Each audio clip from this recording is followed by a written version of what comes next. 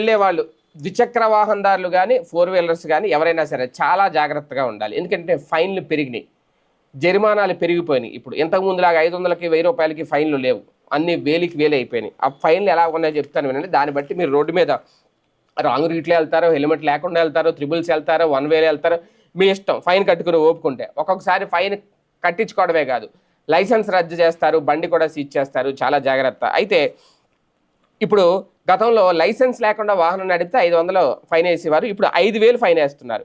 అలాగే red line ఉల్లంఘించి వాహనం నడిపితే 500 రూపాయలు ఫైన్ వేస్తున్నారు. రాంగ్ రూట్లో వాహనం నడిపితే 5000 రూపాయలు జరిమానా కట్టాలి. అతివేగంగా వాహనం నడిపితే 1000 రూపాయలు, మద్యం తాగి వాహనం నడిపితే 10,000. గతంలో 2000 ఉండేది, ఇప్పుడు 10,000 కట్టాలట. అలాగే ర్యాష్ డ్రైవ్ చేస్తే, అంటే చాలా స్పీడ్గా వెళ్ళిపోయి ఇలా జీరో కటింగ్లో 8 అంకెలు వేస్తూ ఉంటారు చాలామంది యూత్. ఇప్పుడు రకరకాల ఏ బైక్స్ వచ్చేసినాయి, స్పీడ్గా వెళ్ళే బైక్లు, అసలు ఎక్కడ ఆగట్లేదు వాళ్ళకి. అలాంటి వాళ్ళకి దొరికితే